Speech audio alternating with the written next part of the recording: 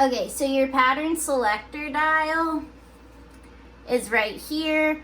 Again, this is all going to be decorative patterns. You just want to keep this dial on what looks like a straight stitch. And then you also have your, if you're sewing a buttonhole over here.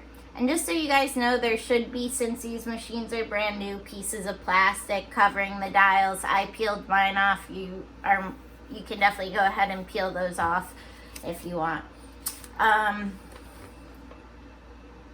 Alright, so automatic threader and one-step buttonhole lever we don't have on this model. I believe this is the 411 and it's, or 4411, and it's more basic. The automatic threader, honestly, whenever I have one, it usually doesn't work anyways, so you're not missing out. Okay, so don't worry about 14 and 15. 16 is the horizontal spool pin. That is right here. That is where you will put your spool of thread on.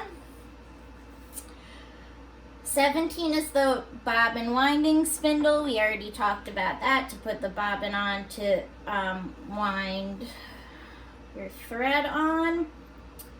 18 is the hole for second spool pin. You do have a second spool pin in this kit. You probably won't need it. The only reason you would put the second spool in is if you were using two spools of thread or two different colored threads. It's not very common, but say for instance you're using a double needle and sewing a pair of jeans that has two rows of stitching going down parallel, you would put that pin in there to have the two spools. But don't worry about 18 for this class. 19 is the hand wheel. That's right here. This will move your needle up and down. The video had mentioned that you want to turn this counterclockwise. I always tell my students the hand wheel always turns towards yourself. Never turn the wheel away from yourself, because it ends up messing up the thread, and usually you jam your machine and end up having to seam rip everything.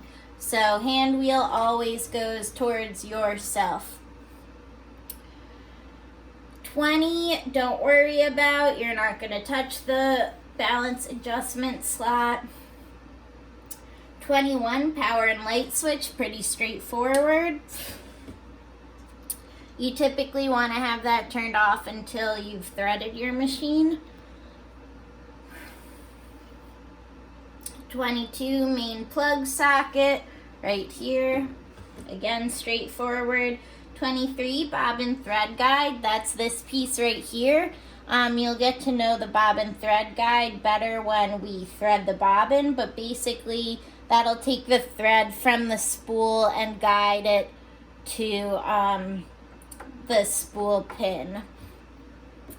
Or sorry, I meant to say the bobbin winding spindle. Alright. Keep losing my place. Sorry, guys. The upper thread guide is the metal piece right behind the bobbin thread guide, and that'll be the first thing you put your thread through off the spindle to guide the thread through the threading process of the machine. 25, faceplate. Don't worry about it. It's just like the cover on the machine. 26, handle. Right here. Pretty straightforward, but I typically don't, I've never had an issue, but if you are moving your machine outside of just the carrying case I gave you, always hold the handle and have one hand underneath the machine as well, just to make sure you don't drop the machine. 27, presser foot lifter. This is really important. This is the white piece on the back of the machine, and it makes the presser foot go up and down. Your presser foot always has to be down when you sew. When students begin sewing, this is one of the biggest mistakes I make, is they forget to lower the presser foot, and everything immediately just jams, and you need to rethread the machine if you accidentally sewed the presser foot up. So presser foot should always go down.